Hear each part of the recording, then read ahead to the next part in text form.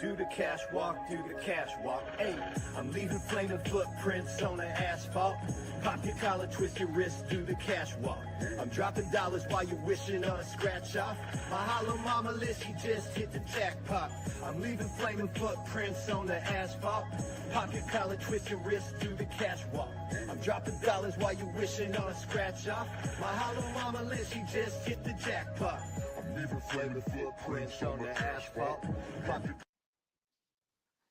The Minor Details are back. We're live from Las Vegas, Nevada. This is episode 11. We're going to be doing the Elisa Lamb case. And my co-host from The Walking Dead, 107 TV shows and movies, Pete Pitts. What's up, Pete? Danny Minor, thank you for having me as always. Welcome everyone to The Minor Details. This is your show where we talk true crime, missing people, entertainment, highlights, and more. Today we have an amazing case for you. We have an amazing episode packed with details, and welcome to The Minor Details. Danny, it's an honor to be here. Thank you, Pete. It's always an honor to have you on this show. Pete, we have an insane case tonight, and we're going to get to it in about 15 minutes. Folks, if you never heard of this case, I'm not going to ruin it on you, but I'm going to tell you this. It's a little, you might get sick to your stomach when we talk about some of the parts of this case. So it's rough. This case is rough, and it's kind of like paranormal and criminal in the same thing. I kid you not. Am I right, Pete? Yes, Danny, this is one of the most baffling, most mysterious, and most controversial cases that's out there at all, let alone that we've talked about. And this actually marks episode 11, the very first time that we are really diving into what very well may be a paranormal or supernatural case. We will let you, the viewers and listeners, decide. Yeah, Pete, it's crazy. We got people already on Instagram. They're like, this is my favorite type of mystery. Thank you, guys. Hold on. You're going to love this. Hey, guys, hope you're both doing good. We got our fans on Instagram. Thank you, everybody. And it's a point that I want to make right now. We are now downloaded in 107 cities and 10 countries, including Russia. I didn't even know Russia could download podcasts, but I guess, is Putin listening to us, Pete? I think Putin's on. Hey, we are glad. We are so grateful for everyone listening. 107 cities. I can't wait to get to 200 cities, 20 countries, 100 countries. We continue to grow. So everyone, please continue to subscribe, follow, share, review us on all platforms. That way we can get the word out. We can help to uncover these mysteries, solve more true crimes, and hopefully find these missing people. Danny, let's jump into some weekly highlights. It was a big week this week. Do you want to talk about some things first? Yeah, sure, Pete. Listen, I like to go over my TikTok things. I just want to talk about 4 weeks ago, Pete. You and I were here. Is Danny going to hit 400,000 followers? Here we are 4 weeks later. Danny's at 430,000 followers. I want to thank everybody. I'm up 30,000 followers in 1 month. Instagram has been going crazy. I'm at like 67,000 on Instagram. And now people don't think that's big, Pete, but I only started taking Instagram serious maybe about 3 months ago. So I went from 1,000 followers to 67,000 in like 3 months. So Instagram is now my second home. TikTok will always be first home, but Instagram will always be my second. Wow, Danny, congratulations. And thank you, everyone, for tuning in. Please continue to support. And if anyone out there wants to be a sponsor, Danny and I are still considering sponsors right now. So reach out to us for more information. You can take your brand or your company to the next level, and we will actually advertise you on The Minor Details. Now, as we continue to grow, we're going to evolve as a show. Soon, we're going to Idaho to cover the Idaho case live in Moscow, in Boise. We will be there on the scenes. But before we dive into our case today, Pete, real quick, I want to mention one thing on that. Of course. We may get press passes for that, Pete. Stand by, everybody. Pete and I might have press passes for the Idaho case. Stand by. And we'll be live every day from there. Every day. And Pete, real quick, this is a funny name, Bypass My Ass. On Instagram is saying, I wish you guys would look into a cold case in Massachusetts. It's in 1989. 12 women went missing and dead. They blamed the district attorney, but never had any closure. So we got to look into that. 12 missing women and dead in Massachusetts in 1989. Okay, great. I Thank you. never heard of that, but thank you guys. DM me them cases. We'll look into it.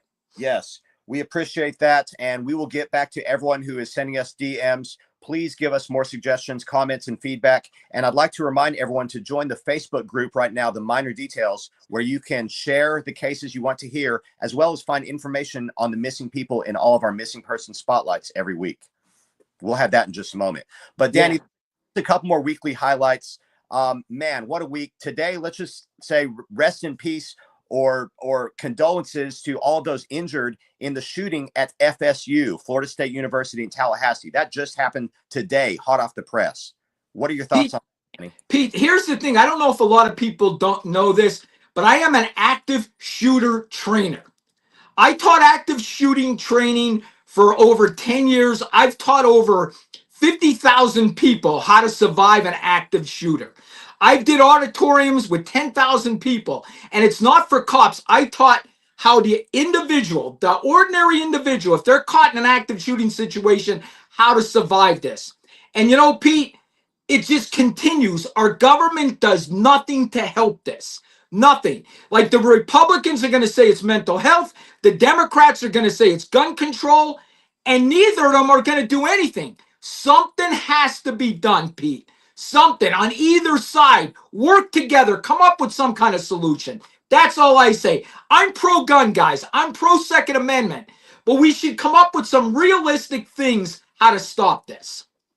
Yeah, Danny, it's so tragic. And I'm sick and tired of hearing these stories constantly. I'm sick and tired of this being normalized. And like you just mentioned, I'm sick and tired of no results happening. So again, condolences out to all those involved, but let's collectively come up with some solutions instead of just talking about this and forgetting about it after 2 days of every event. It's such a shame. I agree with you, Pete. And like, you know, if you're asking me what I think it is, it's more mental health than gun control. And I know people aren't going to like that, but it's mental health. We have a mental health problem in this country. We let people on the street that are sick mentally, that are in danger to themselves and others, and we do nothing about it. And when these people go off, we all act surprised. Why are we acting surprised? We knew what was going to happen. When people are sick mentally, we need to get them help. And it goes back to this. It goes back to health insurance. People can't afford to go get help, Pete. They can't go for their mental health, their physical health. People can't afford it, so they put it off. And that's the truth, Pete. You're right, Danny. They are desperately struggling in need. I myself have gone through many struggles without having health insurance, without having health care. I grew up in absolute poverty. I grew up in the struggle. So I definitely get it. I know what a lot of these people are going through. And I have personally taken the time to try to work on myself, work through my trauma. I continue to do so. And I encourage everyone out there, if you're struggling with anxiety, stress, depression, go out there and get some help. It's not the answer to take anger or aggression or violence out on someone else. So while we're talking about this, Danny, I just got to go ahead and mention something that's very tragic to me that happened this week. My dog Champ passed away this week, and I'm struggling with it terribly. I've got a lot of comments. I've got a lot of support out there. I appreciate everyone who's sending me comments and messages. I've not gotten back to those messages because I've been in such a difficult state of emotional grief right now. Champ was my son. He was a 15-year-old bulldog, almost 16, and he passed away suddenly this week in my arms. So I understand what it's like to hurt. I understand what it's like for my heart to hurt. And I just want to say to everyone out there, first of all, thank you for your support who's been reaching out, but also anyone out there going through something, please get some help. I look at Danny, I look at you as someone who helps me. So thank you for being there with me, brother. Thank you, Pete. I appreciate it. I know this was a hard week. And anybody that owns a dog, Pete, how long did you have Champ? Almost 16 years, 15 years and 10 months. He almost made it to 16. Oh my gosh. And you know, Pete, we talked about this. You know, we talked about this off air. I had a dog when I was a kid. His name was Inky. I had him my whole childhood, and it was sort of like you. I came home after school once in 8th grade. We had Inky like 14, 15 years, and all of a sudden he got excited when I came home, and he just passed away right in front of me. He died right in front of me. I think he had heart problems because he was old age, and that kind of sounds like the same. And I just want people to know, Pete told me he actually did CPR on his dog. Pete, we know you love that dog so much. And honestly, brother, I'm here for you because dogs are family. 100% dogs are our family. And they love people unconditionally. And we can learn from dogs. Yes, absolutely. I did. I tried CPR on Champ, rushed him to the hospital, and it didn't work. But I'm going to continue to keep him with me in my spirit, in my heart forever. And like you said, dogs are such creatures of unconditional love and support. So, man, if more humans could be like dogs, wouldn't it be a better world out there today? Oh my God, yes. Dogs unconditionally love you, man. They definitely. Best family pet, somebody said here, and they 100%. Yes, absolutely. Danny, we have a couple more things to discuss before we jump into our main case. Right now, as you mentioned, people are struggling in trauma and grief, and people are also struggling financially. This is one reason I've been working down here in Nashville, down in Franklin, Tennessee, with Dave Ramsey, who's a big financial peace guy. He's about helping the world get out of debt and find financial peace.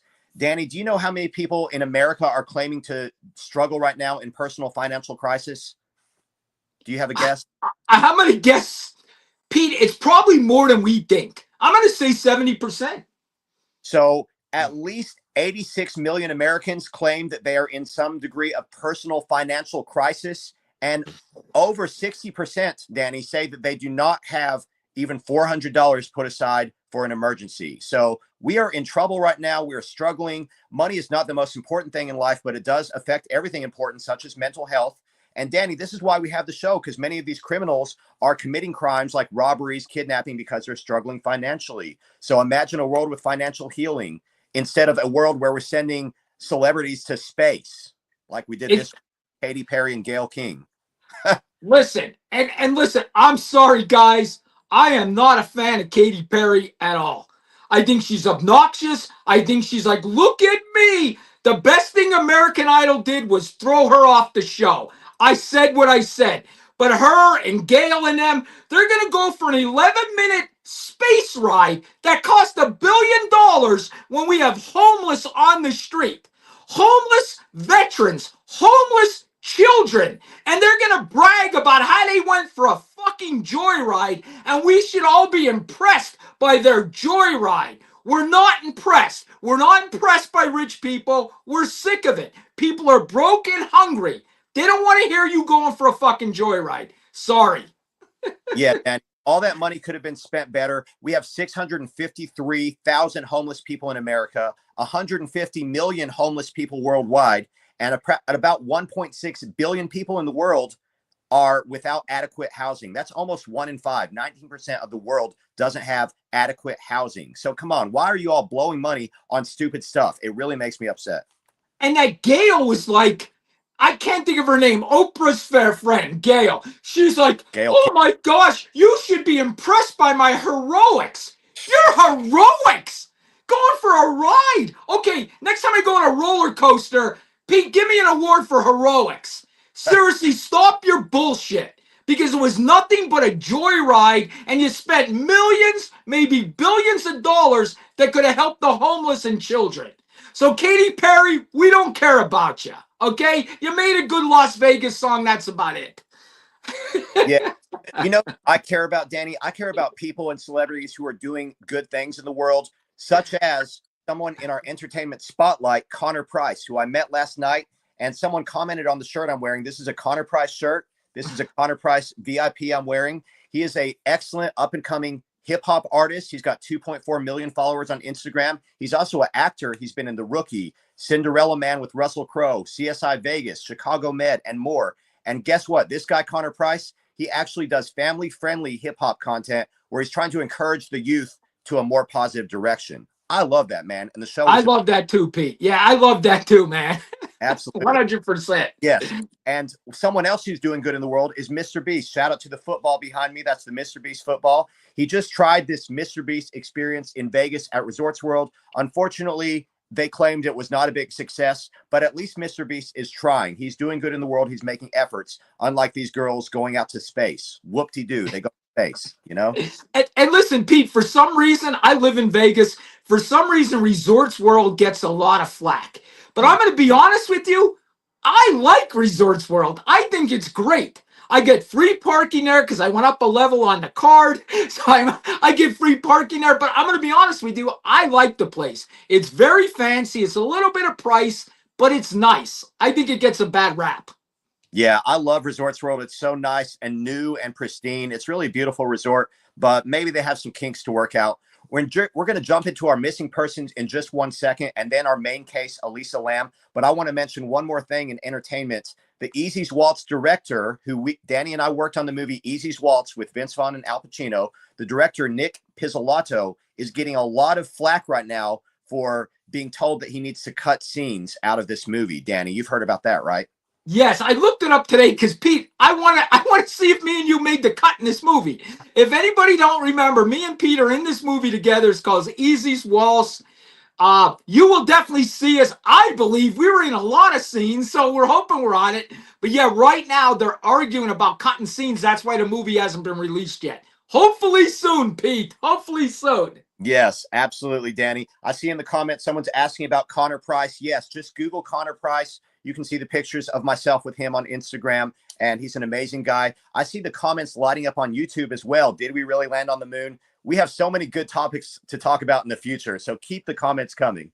All right, I'm going to real quick, and then I want to keep this going, but I would bet almost anything we did not land on that moon.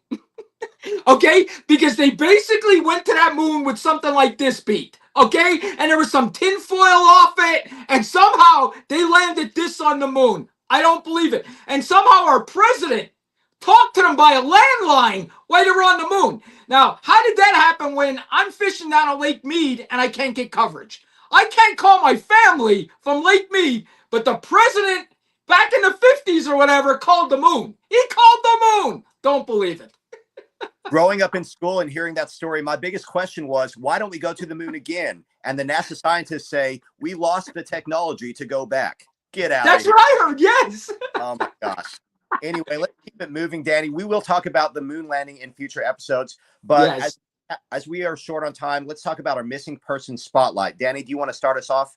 Yeah, and folks, we don't spend a lot of time on this, but we want to just mention them, and we're putting them right on our Facebook group page, the minor details. So go like our Facebook group page. We're putting all the missing people. We're putting 3 a week on there. Last week's are up, and this week's are up too. And basically, we're looking at real old cases. So guys, there's not a lot of information, but we want to explain to you how old some of these cases are. The Bobby Dunbar. Folks, he went missing in the early 1900s. I mean, it's insane. He went missing in 1912 on a family vacation, Pete. Did you read that?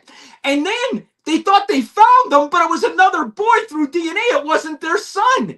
It was insane. So we got a boy missing from 1912. And as they write right now, he is the longest missing person out there right now. 1912. And you got another one too, right, Pete? Yes, Danny. And that one is 112 years old from Louisiana. That's just shocking. I hope we can find some evidence one day. Our second missing person spotlight is also from way back in 1938. On May 8th, 1938, young Marjorie West disappeared from McKean County, Pennsylvania, which is the town of White Gravel, at the age of 4. No other information is known. Did she survive? Did she grow up? Did she get unalived? We don't know. It's a big mystery. And that's, I know exactly where that's at, Pete. I know exactly. Like people that don't know, I'm originally from Pennsylvania. I moved to Vegas 9 years ago, but I lived in Pennsylvania my whole life. And it's funny, our next missing case is Pennsylvania also. It's in Butler County, Pennsylvania. Cherry Ann Mahon, August 14th, 1976. That was her date of birth. She disappeared February 22nd, 1985. I was 17 years old, Pete. I'm 56 now. So that's how long ago it was that she disappeared. She was declared dead in November 1998. But we don't know, right? We have no idea, but they strongly believe she was abducted by a family member. That's what people believe. Wow, that's a shame. Make sure to go join the Facebook group, The Minor Details, everyone, so you can see these pictures, see these missing persons, and please comment if you have any information on any of these cases. Danny, are you ready to jump into our main case? I'm ready for the paranormal case, the criminal case. Pete, do you want to read it? Yes, You have it up? Go this is ahead.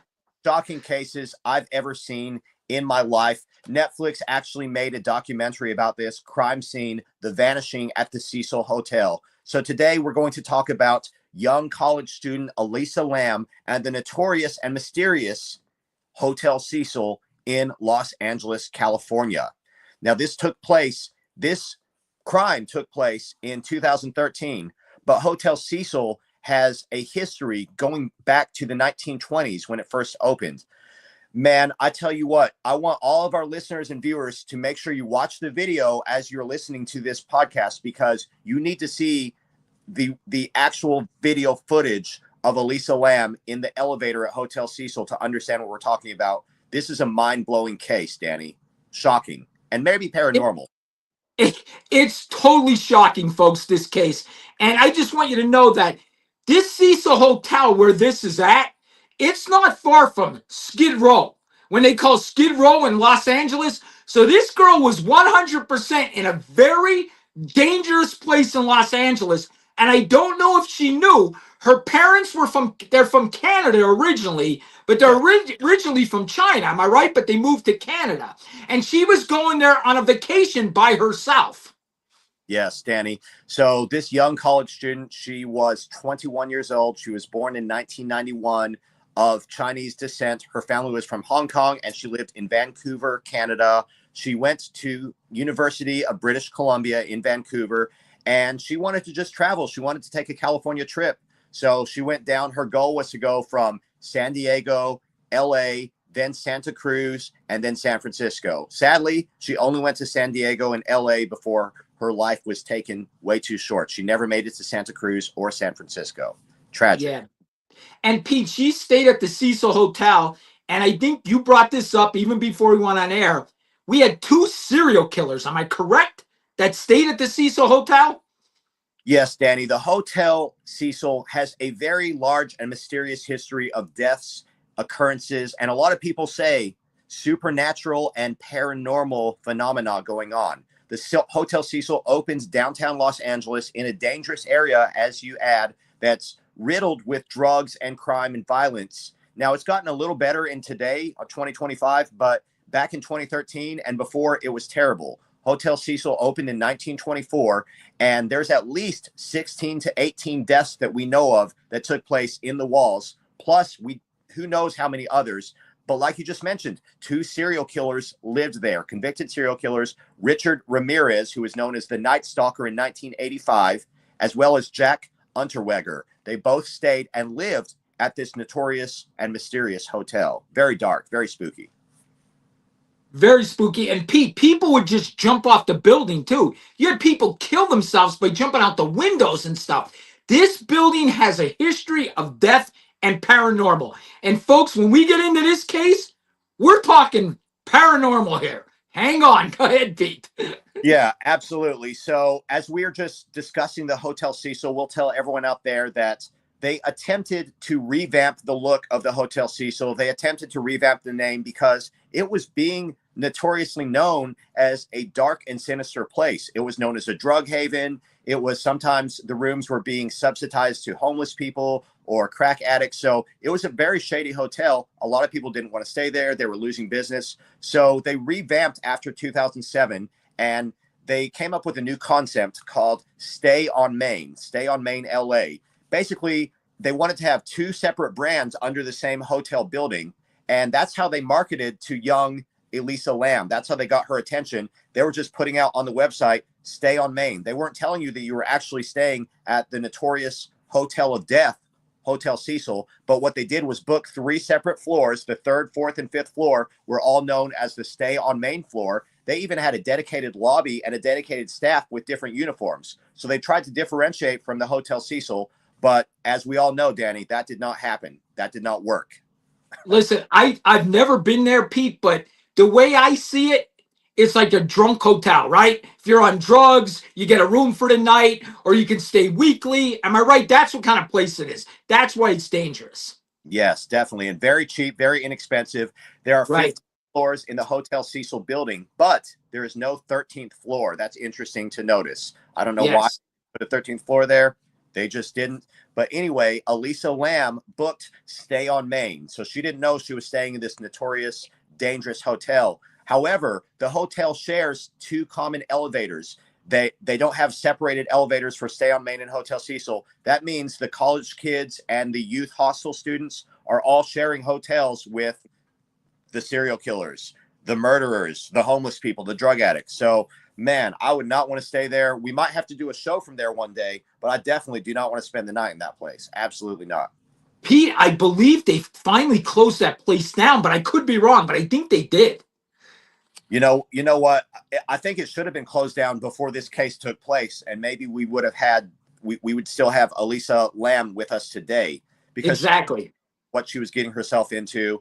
And she actually disappeared from that hotel, and later to be found out her body was discovered at the hotel, but she disappeared on January 31st, 2013. Her body was discovered on February 19th, 2013, almost 2.5 weeks later.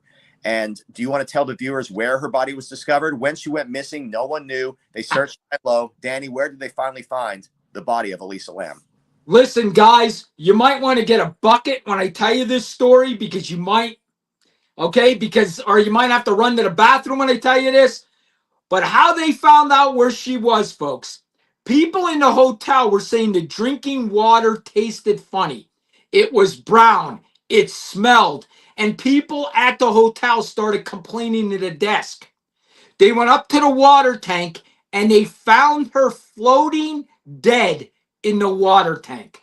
So people were drinking the water of her dead body.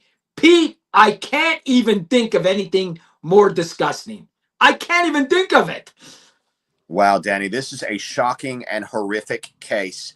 So people were reporting that the water pressure was low, the water was discolored, and they were drinking it and said it tasted funny. Well, I guess that's why it's tasting funny, because there's a body in there. And the police investigated, Danny, looking for Elisa. They did not find her. They did not look in the water tank until the water was reported. But, man, that's one of the most sickening things to think about ever. Ugh. Listen, Pete, I watched the documentary, and I know you did too. And there was 2 documentaries on this. I hope we watched the same. I watched both of them. But there was this young couple, and they were like, something tasted funny. We were drinking a water. I'm thinking, oh my God. Pete, I don't know if I can survive that one. I might have to seek help after that one. Oh my God. Danny, it's very strange. So Elisa was found. And somebody said on Instagram, that went on for a week. Yes, absolutely. And it's horrifying to think about. So Elisa's body was found naked in the water tank. Her clothes were also found in there. Why was she naked? Why did she take her clothes off? And her phone was never recovered. No one ever knows to this day where her phone was. And you were right, Danny, by the way, Hotel Cecil is closed. They closed down in 2017. So I thought I heard something about that. Now, yeah. Pete, I really want to get into the evidence they have. The only evidence they have a video of her. And I think that's where people get. I'm going to be honest with you. The first time I watched the video, it gave me creeps. And folks, if you have a computer in front of you right now, Google this, watch the video of Elisa Lam on the elevator. Pete, she's doing some kind of like movements with her arms that look unnatural. I'm going to put it as that. It looked unnatural. Like she was possessed by something. And I'm going to be honest with you, that's what it looked like to me. I don't know if she was possessed. I'm not a priest, okay? But that's what it looked like to me. And I'm not trying to make fun out of this situation. But when I saw her, it was scary. It was weird. I don't know if she was going through a mental episode or what, but it looked paranormal to me. Danny, it definitely looked insanely gut-wrenching to me. It made the hair on the back of my neck stand up, and it definitely struck me as very paranormal or supernatural themed. Someone is asking in one of our comments, how old was she? For Ashley, she was 21 years old, tragically, and this was her first big trip. And yes, as Angela's also pointing out in the comments, she did struggle with some depression and mental health issues. She was on antidepressants. So this is some of the evidence we know. They found in her toxicology report, they found some antidepressants in her system, but they say it was a low level of antidepressants. No other hard drugs, no other narcotics, no LSD, as some people thought when watching the video. We'll go into the video kind of frame by frame and talk about it, but I did want to mention that to answer the comment of, yes, she was kind of journaling and diarying. I believe it was on Tumblr where she was talking about her adventures. Were you ever on Tumblr, Danny? I've never been on Tumblr. Nope. Me neither. That was a long time ago, but it was popular back then in 2013. And she was on constantly talking about what was going on. She also talked about people liking her and wanting her attention. So there's a lot of speculation going on, whether it's suspicions of another person that was following her, another person that learned about her trip and targeted her, or even a hotel employees have also been suspected of foul play. What do you think out of those choices, Dan? Do you think any of that's possible? Well, here's the thing. When you see her on the elevator, like you see her going to the corner where the buttons are, right? And she goes over that corner and it looks like she's hiding from somebody. And then she peeks out like the look if somebody's following her. She's doing these honestly, folks, unnatural arm movements. That's all I could call it. Unnatural arm movements. So to me, it looks like she thinks somebody's chasing her. Was it in her mind? Was it really happening? We don't know. Was she going through a mental episode thinking somebody was chasing her? But on the video, folks, the only thing we see is her. And we see her doing unnatural movements. That's all I could say. There's a lot of uncertainty about this video, Danny. It's approximately a 4-minute video, and let's just talk about it frame by frame. In the beginning of the video, she enters the elevator, and as you said, she backs into the corner first, the far corner away from the door first, and then she retreats into the other corner next to the buttons, next to the door. So she intentionally immediately is making herself small in that elevator room. There's no one else in the room. But what she does next is very creepy to me. And this is where it starts to get a little bit suspicious. And yes, people are saying it could have been a schizophrenic episode. It could have been some kind of mental breakdown. I don't know. She immediately goes to start pressing all the middle buttons down the elevator. And yes, not only does she press all the buttons, the elevator door stands wide open and stays open. The whole time throughout this whole video. That doesn't happen normally, Danny. Can you explain that? Yeah, that is so weird. Usually you would have to push that. Remember, there's like a button you pull out and it keeps the door open. There's actually a button you could pull out. It'll keep them elevator doors open. But folks, that was not pressed.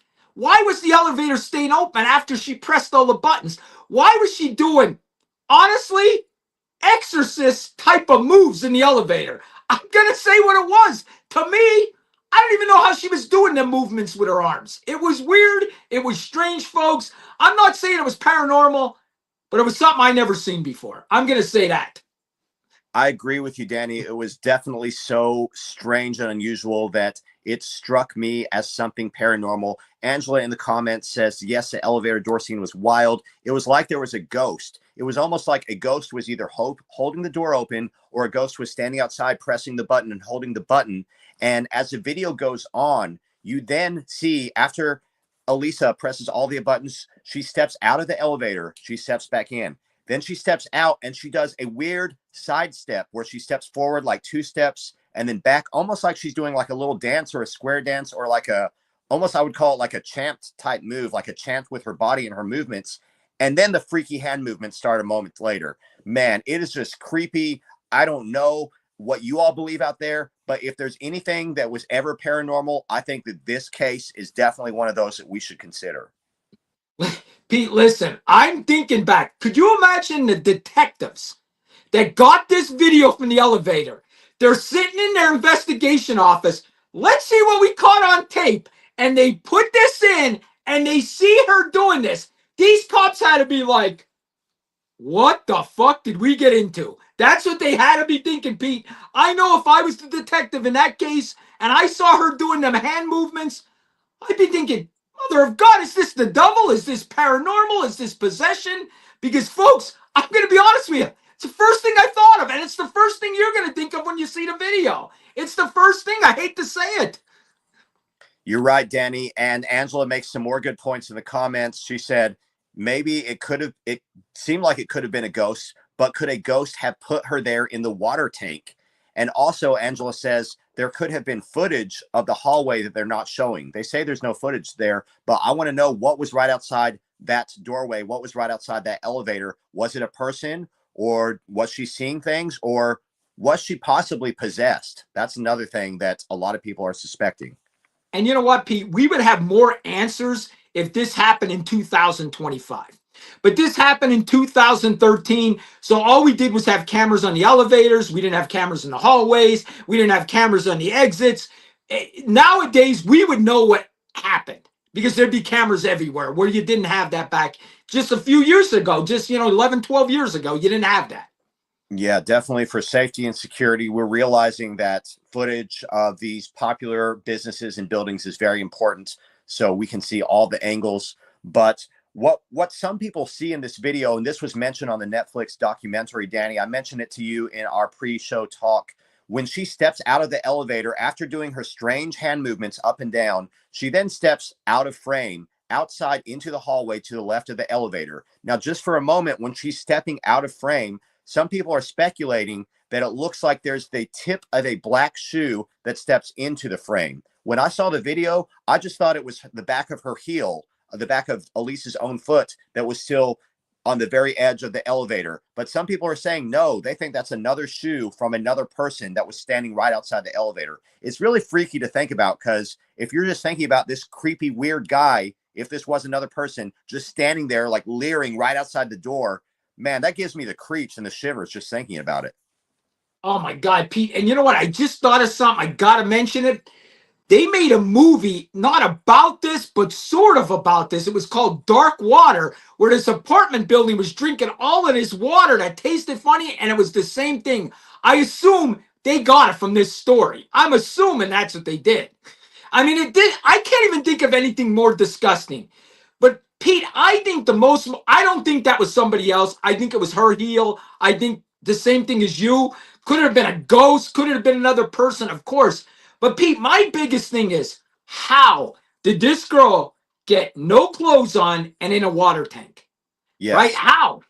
How did she get there? And someone in the comments, it looks like on Instagram, Dee says, wasn't it shown that she would have had to go out the window, shimmy along the ledge, and then climb a ladder to get to the roof? There was no easy access, so it's really not certain. And that's another one of the big mysteries. We know that this was the last video footage we have in the elevator. Then suddenly she's gone for 19 days. We don't know where she is.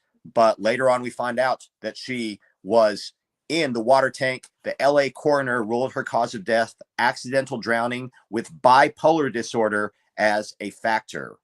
Interesting. Pete, she is exactly right to comment on Instagram. Yeah. It was not easy access to this roof. You had to climb out, like she said, you had to climb out a window, get on. How would Elisa Lamb know how to get to this roof? Right? How would this person, Pete, you don't go to a building and if we went to the strip hotels right now, would you know how to get to the roof? No, you have to ask somebody, right? And I believe, I'm trying to remember the documentary, but I don't remember if the roof was alarmed or not. I can't remember if the roof was alarmed. Probably back then on Skid Row where this hotel was, I'm sure it wasn't. Probably not. The police did search the roof, but they did not search the water tank. They actually had several detectives coming in there. At the beginning, it was February 8th, I believe, is when the family of Elisa finally reported her missing after she hadn't called and checked in. They went down to try to find her. The detectives went up and down the entire hotel. They checked with all the guests. They checked guest lists. They checked the footage that they had. That's how they found the elevator footage. They checked all the hotel staff, but they did not find her body. And Angela in the comments was asking if they ever found her clothes. Yes, she was found naked in the water tank. Her clothes were also found in the water tank. However, they never found her phone. Where did her phone go? Did someone steal it? Did she lose it that night? Did someone take it when they took her up to the roof? I would like to know. Pete, I've been to, unfortunately, being a cop all the years I was, and being a detective for 14 years, I went to so many suicides, okay? And I never heard a suicide where somebody drowned themselves, okay? To me, if I was the investigator in this case, I wouldn't believe it until it was 110% proven to me. Because how does someone drown themselves? I just, I don't know it. And how would she even know to go in a water tank? I mean, to me, it don't make sense. Am I right, guys? You're absolutely right, Danny. And please let us know in the comments on all platforms, whether it's Facebook, Instagram, or YouTube, what you think. I see another comment right here on Instagram. They think it's possible maybe she climbed in the water tank to hide from someone. So that is possible. I still would like to know why she took her clothes off, or if did someone take her clothes off. Now, they did not find evidence of any physical or sexual abuse. So that doesn't conclusively mean anything, but we still don't know. Again, did she climb in there? Was she hot? You know, it's LA in January. I imagine it's not scalding hot. I imagine it was pretty good weather at that time, or maybe cool. Yeah.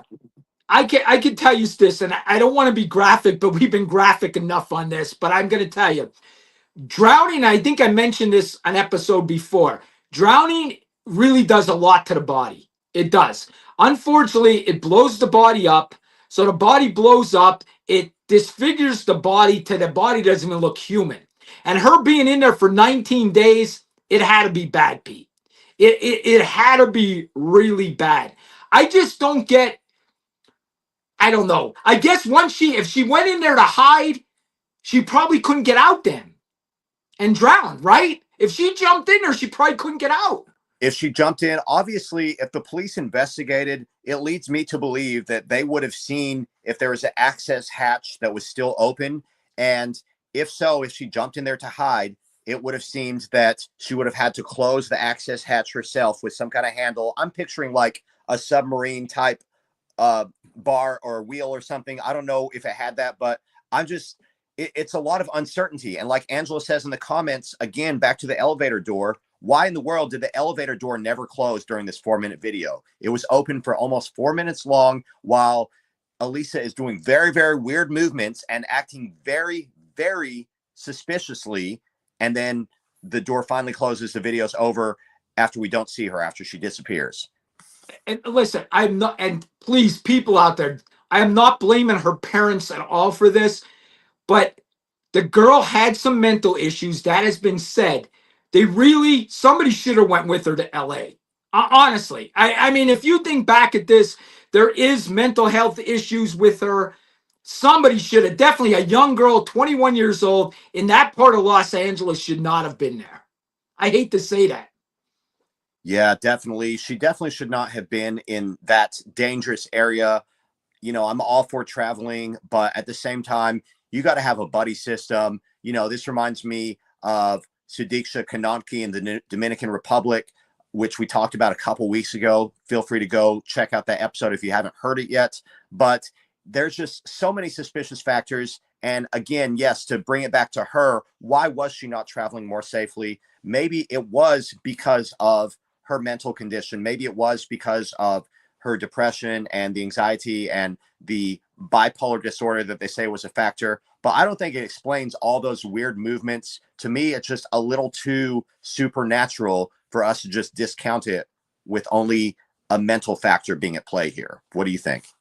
I agree, Pete. And, you know, we got other people on Instagram's going crazy on here. The hatch was real small as well, people are saying on Instagram. So if she was forced in there, like say somebody forced her in that little hole, she would have had scrapes on her, stuff like that. That's what they're saying in Instagram. So if she was forced in that little hole, wouldn't she have scrapes? Like if somebody had to pick her body up and put it in there, you know what I mean? Definitely. That's what they're trying to say. It kind of makes sense. You know, how would you get her body up there? Yeah, it does. And then even back to the elevator, like Ashley said, unless someone was outside holding the button, and that could explain why the door stayed open. And the way she looked out the elevator doors initially into the hallway, it's so eerie. And then she creeps back in. She's obviously hiding. Why does she press every button? There's just so many things in this video that I don't think we have any good answers to. We just have a lot of guesses. And I'd like to know what our viewers think, because I think we should find more out about this case. Yeah, and you know what? I don't know if our viewers noticed, because I don't, but I heard somebody say that there was some kind of paranormal game or some kind of game where you go in the elevator and you press all the middle buttons. I heard that somewhere. I can't remember. If anybody ever heard that, let me know. Wow. Something about pressing all the buttons in the middle. I heard that before. Wow, it's very creepy. And to answer a previous question on YouTube, was she in the water tank the whole 19 days? Police don't know for sure, but the coroner thinks that she was in the water for about 2 weeks or so. So 19 days was the timeline of when they found her. That's a good question. Did she disappear? And was she on the roof for a day or two? Was she even deceased on the roof before she went in the water tank? Well, coroner says it was drowning. So if the medical examiner and the coroner was correct, then that was what actually took her life. But do we know that she actually drowned that day, the day she went missing on January 31st? What if she's up on the roof scared for a day?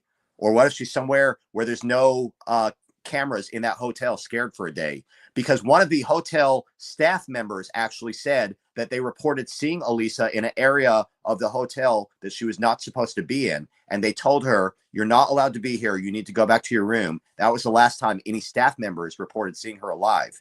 Did you remember that? Yeah, I do remember that. And Pete, this is what you got. This, to me, the only explanation, okay? Now, she's in a bad area. So could have somebody murdered her? Yes. Folks, if you knew, when you were a little kid and they said, Skid Row, you're going to end up on Skid Row. This is Skid Row, okay? This is where this hotel is at.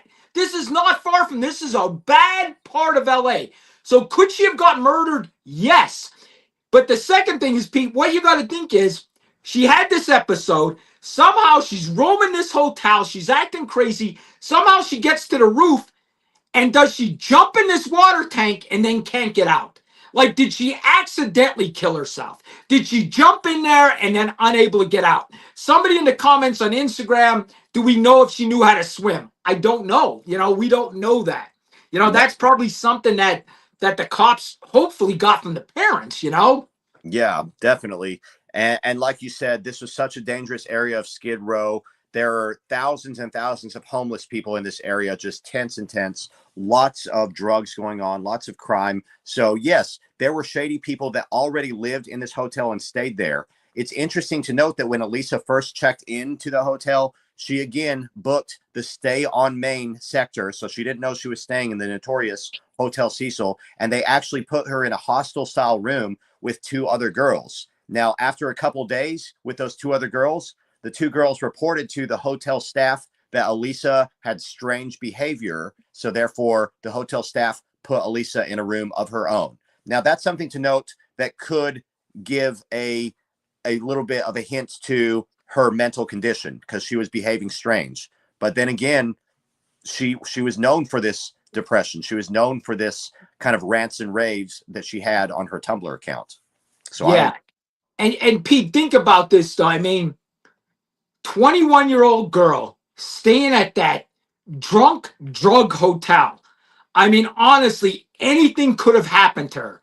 I think we would definitely think she was murdered if we didn't see the paranormal stuff going on or the mental episode. I don't know what it is, folks, but I could not do what she did with her arms. I couldn't do it. I don't know what she was doing with her arms. It was strange as hell. Why the elevator door stayed open? Why did she push the middle buttons? I don't know if we'll ever know. I don't. There are so many deep questions that we need to ask. And again, when the toxicology report came back, they found the low doses of antidepressants. So some doctors are actually speculating that maybe she was taking less than she needed of her medication. And if I'm not mistaken, I believe she posted on one of her journaling diary entries on social media that she actually had found a good, healthy balance of her medication. So she was struggling with it. We know that she had the mood disorder, the bipolar disorder. However, I think that video just shows something that is honestly as close to paranormal or out of this world as we can possibly get in video footage. Without seeing a ghost on video, this is the closest that I can say that I've come to seeing the characteristics of what someone looks like when they may be possessed. Very, Right. very scary.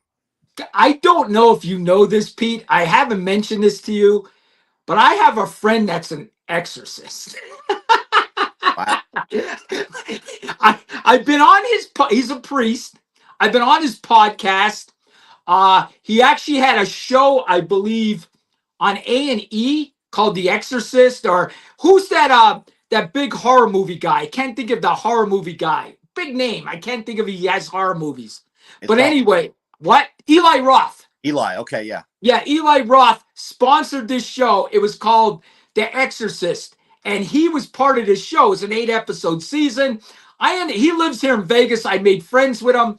He wanted me to go with him and do a paranormal thing at a Western saloon right outside of Vegas. So, Pete, when you come to Vegas, we'll hook up with him. We'll go do this with The Exorcist at this saloon, the Pioneer Saloon outside of Vegas. Wow. As we're diving into more paranormal and supernatural topics, we're going to cover all kinds of locations and all kinds of cases. And as we only have 10 minutes left of this one, I'd like to invite everyone in the comments to give us your own feedback or ask us any further questions that you have about this case. There's one more thing I wanted to mention that was noticed in Los Angeles. There was a local bookshop owner that was questioned, and they claimed that they talked to Elisa. Elisa had come in there to buy some books and was very curious about the weight of the books and concerned about the weight because it seemed that Elisa intended to keep traveling on her journey. She wanted to go on to Santa Cruz and San Francisco. And I say that to mention, I don't believe that she necessarily took her own life, at least not intentionally if she did, because she wanted to continue this journey to California. She wanted to live a life of travel. She was young and full of life from everything that I've seen. Yeah, I can't see her committing suicide. I'm going to be honest with you, Pete. If I had to guess right now, I'm going to say it was an accident. That's my guess. I'm thinking she had a mental health episode. Somehow she jumped in that water tank and she couldn't get out. And like McBlue said, she couldn't swim for 19 days. Even if she could swim, sooner or later she's going to drown because she couldn't get out of the tank. Wow. So Danny, would you say your best guess is even in the elevator, her behavior is caused by her mental and emotional breakdown? Because that's the biggest thing that I struggle with, is trying to determine if that was just her freaking out, or some people say LSD, which was not found in her system. Some people say fentanyl, which I don't even know if that was around and popular back in 2013 on the streets. But I don't know, man. It was very freaky behavior. Listen, it was freaky behavior. I'm given, like, if I don't believe in the paranormal, my guess would be that she accidentally killed herself. She jumped in that water tank because she was having a mental episode and she couldn't get out. That's the only thing I could think of. But folks, you watch the video, you let us know. And I don't know. To me, it's strange, Pete. I don't even know what to say. Yeah, definitely. And a couple of people have already mentioned possibly schizophrenia, and someone else said maybe she was hearing voices in her head, so kind of schizophrenic episodes. I do see that Angela said that she thinks, yes, fentanyl probably was around. I know it's tragic, the rampant use and abuse of hard drugs and the way it kills people, and it's terribly messing people's minds up. So we've seen behavior like this from drug addicts, but I'm going to lean towards the side of feeling like there is something supernatural involved, as well as a mental condition. That's my personal feeling just from watching the video. And that is only going to be explained by a feeling that I get in my gut. I can't really explain it, but there's something about just the hairs coming on the back of my head. And I just feel like this weird kind of energy when I watch the video. That's the best way I can describe it. So you all listeners may not believe in the paranormal, and I could be wrong, but man, it definitely seems like it might be something supernatural there. And Pete, McBlue said in the comments, Danny's going to be possessed now. He met with the Exorcist. Believe it or not, Pete, they warned me before I met with him, because 2 news guys met with him before I met with him, and they said they got chills. They felt like they couldn't breathe. They were attacked when they left him. So when I met with him, he gave me 3 medals and blessed me so I wouldn't be attacked by any demons that were attacking him. I kid you not, Pete. I swear I'm not kidding you. You're going to have to meet him. I was on his podcast. You're going to have to meet him. And Angela, it's the Legion of Exorcists. I believe it's on A&E, and it's Eli Roth's, and he's part of the show, the Legion of Exorcists. So Danny, was this before or after you saw the orb of light the notorious orb of light that you saw one time. Remember the supernatural? Listen, it was before that, Pete. It was before that. But I have the 3 medals here that he gave me. Wow. Wow. Hey, I believe that there's definitely supernatural and spiritual forces in the world. I'll go on record saying that. To what extent, I'll let you all be the deciding factor of that. But as we're talking about Elisa Lam in the last 5 minutes, there is so much suspicious going on in this case. There is so much that is just looks wrong in this video, and there's so many unanswered questions that I think it was only appropriate for us to do this episode today on episode 11. I agree, Pete. We're getting some comments there. Bypass my ass, which I'm gonna say is a great name. That's a great name again. Wow, I'm coming out to meet you guys. Listen, we're gonna have meet and greets. And it's funny you said that, Pete. I just got sent something on Instagram because I'm getting bigger on Instagram that we might be able to take a vacation with all our followers and all hang out together. So that might be a future thing we might do. I got that emailed to me through my Instagram. How great would that be? A the Minor Detail podcast vacation with his followers. That would be a good time. I think that's an awesome idea. Actually, Dave Ramsey just got back from a debt-free cruise with a bunch of debt-free millionaires. And basically, it was a similar theme. Him and a bunch of fans getting together, going on a trip. Maybe we should actually plan that out. A Minor Details vacation and trip. Wow. Listen, I'm going to show you. They emailed me this. So I'm going to show you all the details on it. But that might be a future thing that we can do. Pete, we go on vacation, we bring our podcast followers, and we have a podcast out wherever we are. Wow. I love that idea, Danny. So let's keep talking about that. Someone mentioned, Angela in the comments mentions, maybe it's a haunted cruise. Who knows? Who knows? But when you're stuck out there on the water, I've been on 5 or 6 cruises, including a Walking Dead cruise. And let me tell you what, it is kind of scary when you're out there in the middle of the ocean looking around and you see nothing and not knowing what's under the water beneath you. Listen, I was on a cruise too, and I'm going to tell you this, Pete. I gained 10 pounds on the cruise. Dude, my favorite part about cruises, the food is amazing. You eat so much. The lobster, the lava cakes, the filet. Come on, man. Come on. I kid you not. I weighed myself before the cruise, and after I gained 10 pounds in like 8 days. Wow. And you know what? You're right. Dan, I probably did too. Angela mentions the ocean itself is haunted in her opinion. The ocean is the biggest undiscovered territory that we have besides Antarctica on Earth. The ocean is 70% of the Earth that we know of.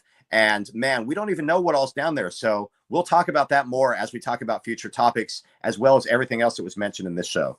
All right, I got to mention one thing, and then we'll close out, Pete. Somebody in the Instagram comments said, come to Hazleton. We could see ya.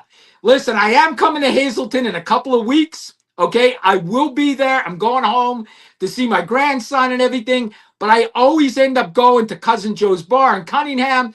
Everybody will be welcomed. I'll put it on my Facebook group. You can come out and meet me when I'm in Hazleton. That won't be a problem. And you know what? I'll FaceTime Pete so you can talk to Pete. Beautiful, beautiful. Do that. Maybe we can do a TikTok live and I'll be there as well to say hi to everyone. That's amazing. Wow, Danny. Yes. So, Pete, you want to end this episode? Yeah, Danny, as we conclude episode 11 of the Minor Details on the mysterious case of Elisa Lam and Hotel Cecil, we would like to thank everyone first for tuning in. Thank you on all platforms, Facebook, Instagram, and YouTube, and everyone who's listening on Spotify, Audible, everywhere else that podcasts are listened. Please subscribe, please follow, please leave us a review on all platforms. That's how we can find more missing people and solve these cases. And I'm your host of the Minor Details, Pete Pitts, author of Path to Success, rapper, actor, and film industry professional from over 100 movies. And as always, my co-host and the creator of the Minor Details, Danny Minor. Let's end it out with some final words. Listen, Pete, I just want to say one thing. I want to thank everybody. Never in my wildest dreams that I think we'd be 11 episodes in, be in 107 cities in 10 countries. Folks, every day I get the results of how many people downloaded our podcast. I send them to Pete, and I think, Pete, what the hell? Like, it's crazy to see how many people listen to us. And I want to thank you guys. And a lot of people that listen to us, Pete, you know why they say they listen to us? Because we're honest. Even if we piss people off, we're honest. And I piss a lot of people off. You know that. Yeah. So listen, thank you all. I can't wait to next week. And I promise we'll have another great show next week. See you guys. Love you all. Have a good night. All right. Have a good night, everyone. We're closing it out. See you next week. Do the cash walk, do the cash walk. Hey, I'm leaving flaming footprints on the asphalt. Pop your collar, twist your wrist, do the cash walk. I'm dropping dollars while you're wishing on a scratch off. My hollow mama list, she just hit the jackpot. I'm leaving flaming footprints on the asphalt. Pop your collar, twist your wrist, do the cash walk. I'm dropping dollars while you're wishing on a scratch off. My hollow mama list, she just hit the jackpot. I'm leaving flaming footprints on the asphalt. Pop your